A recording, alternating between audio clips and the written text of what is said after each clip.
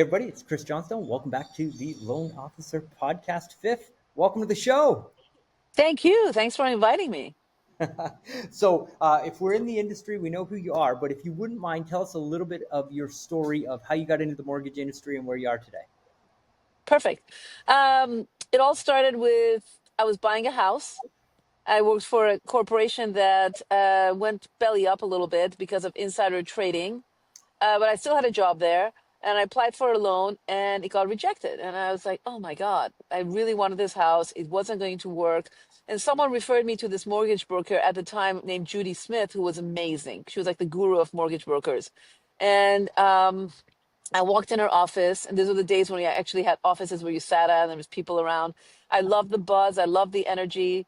And Judy took me, I decided I'm going to switch careers. I was in corporate finance. I switched, interned with Judy for 6 months.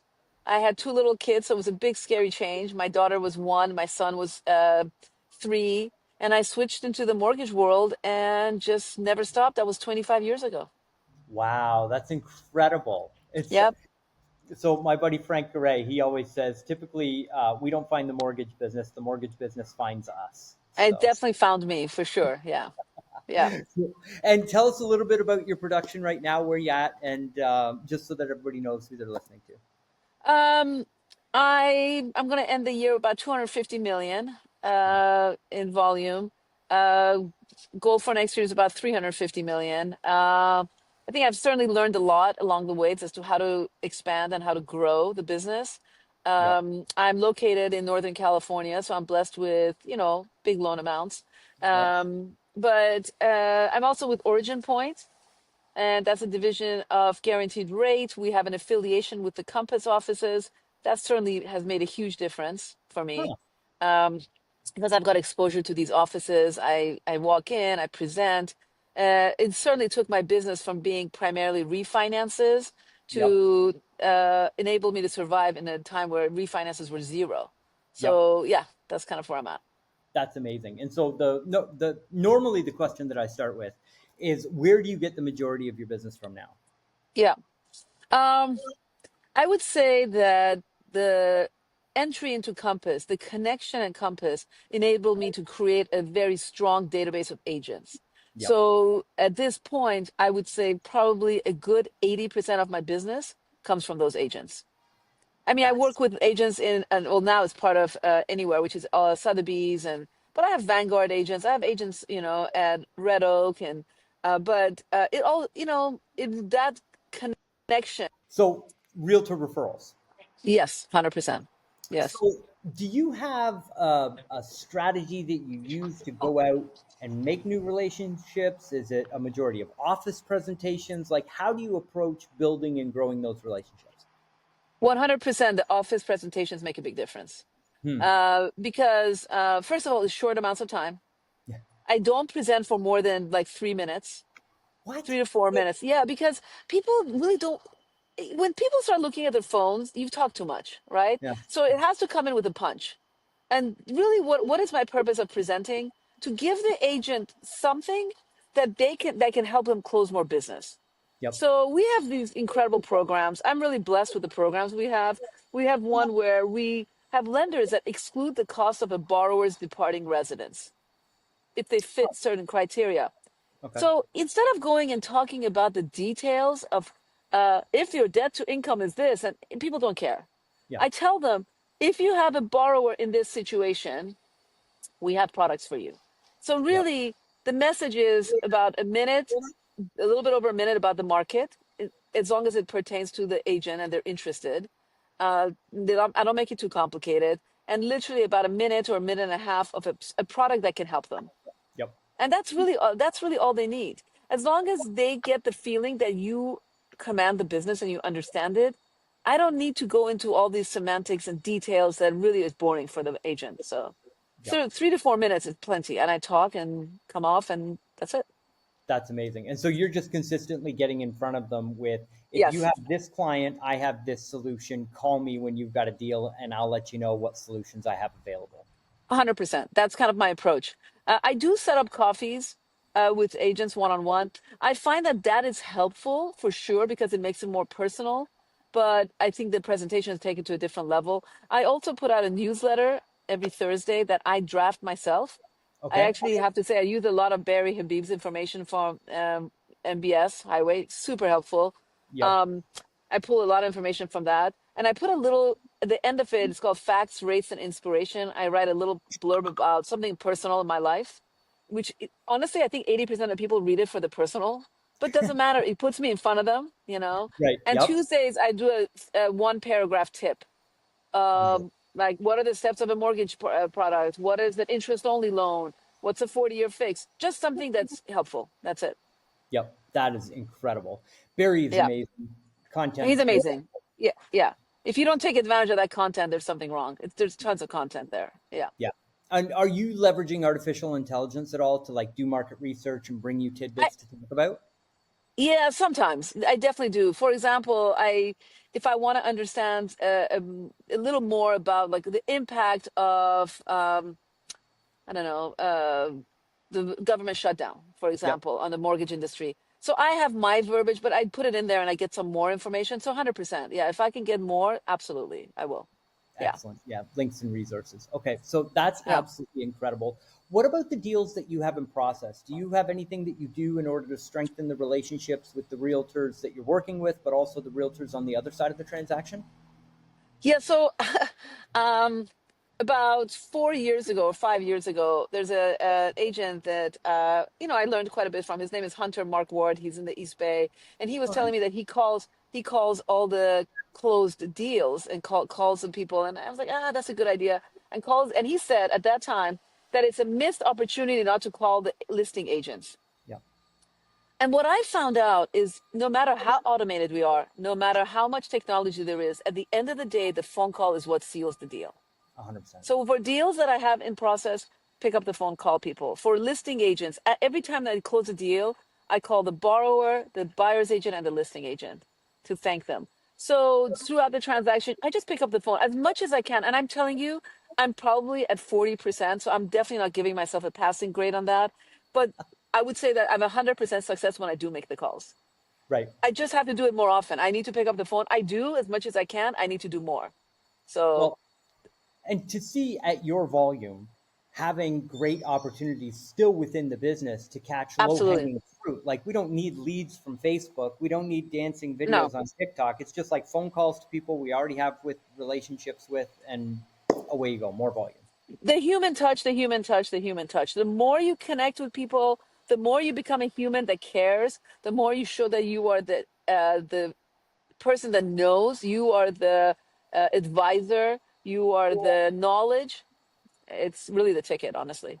Yep, 100%, especially with realtors. 100%. Switching gears just a little bit, past customer database. So I'm assuming 80% of your business comes from realtors. The other 20% is probably database. Am I fair on That's that? right. That's Okay. true. Yes. Hmm.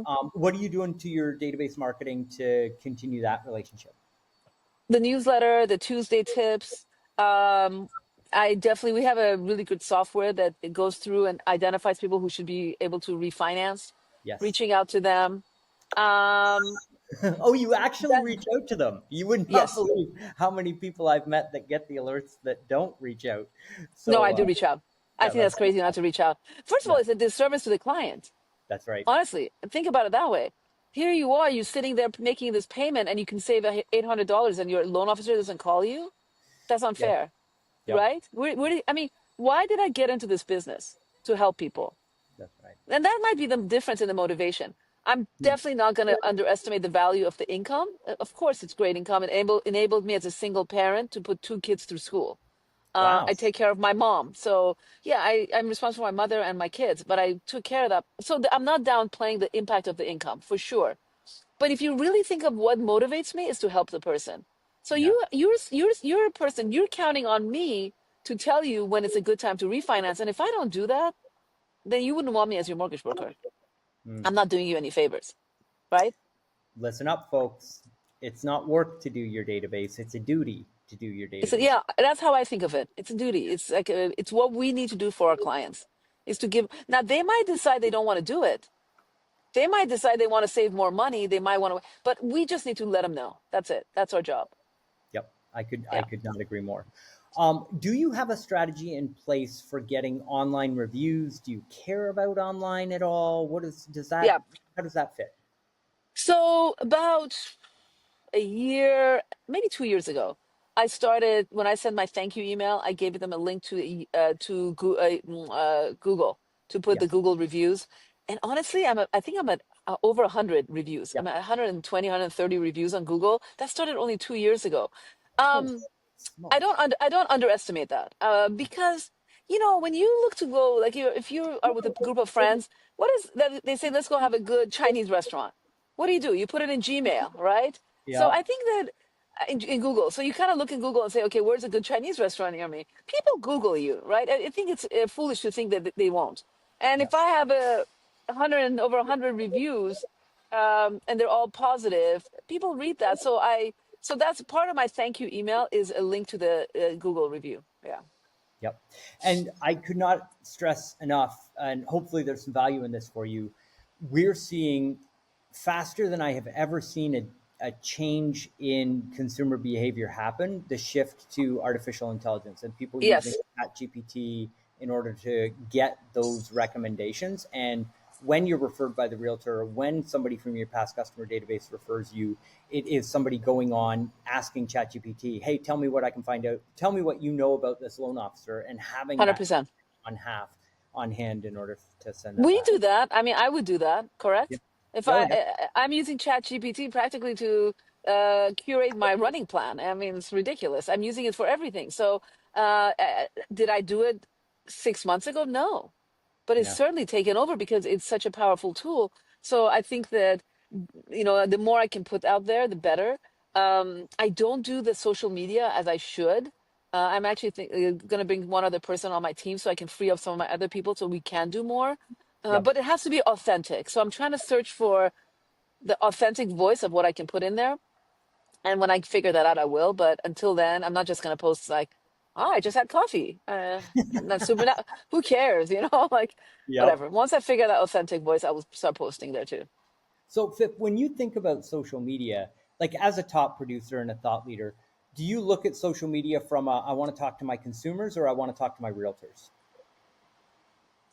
or I both? don't think I think of it as consumer or realtors. Is I just want to provide information, and which Right. benefits just like I do in my newsletter and my Tuesday tips. That information isn't just for consumers or realtors. It's just for anybody.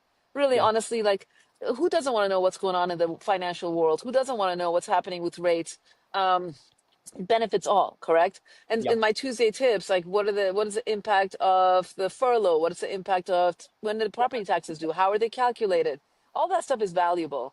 And for social media, I just think it should be interesting, right? Yeah. I mean, the Mm-hmm. whole thing with social media, if you think about how it all started, it taps into our need for dead time and for curiosity and voyeurism. And so, do you look at it if it's just boring information? No. Yeah. Do you look at it if it's something that's funny and interesting? Um, I had an interesting client about 6 years ago who called me, and she's at that time I thought she was 12. She was asking for a loan. I said, "What do you do for your profession?" And she said she was an influencer. She Yeah. was just starting, and this woman, corporate Natalie, she basically makes fun of what happens in the corporate world, but it's interesting. I mean, now she I think earns over a couple million, and she does a good job. But what I'm saying is, what's interesting is that she makes it funny and fun, right? So. Um, that's what I'm saying. I have to find the authentic voice and then capture that. Well, I think the world will be better for it when you find it because you got a lot of value to put out there. So, Thank you, um, Chris. one final question. Okay, two Sure. final questions. First off, what's your favorite distance to run? I just identified that after running for many years. I think the half marathon seals the deal for me. I just did it in London. I did the Royal Parks half, and I love it. The marathon wipes me. The Mm, 10K is okay. I'm not fast enough, and the 5K I'm certainly not fast enough. But the half marathon is my jam. I mean, I just literally lock into the rate, and I just my rate my I mean lock into a pace. My pace was like point 0.1 difference in the entire time. I literally was like clocking in the same pace pretty much the whole time. that's I amazing. absolutely I loved it. It was fantastic. Yeah. That's cool. So, a sucker for half punishment. Half punishment, yeah. The full punishment, it just leaves you beaten up. But the half marathon is awesome. Yeah. That's cool. Awesome. Thank you. Final question. Where do people go to find out more about you? Reach out, have a conversation. What's the best way? The best way is to Google my name. It's Okay. Fif, Fif Ghobadian, Ghobadian. I'm always available via my phone. You can reach me at 415-203-9468. I'm always available, and you can Google me and you can find information. That is amazing. We'll have all that in the show notes. And Fifth, thank you for being so generous with your time. I sincerely appreciate having you on the show.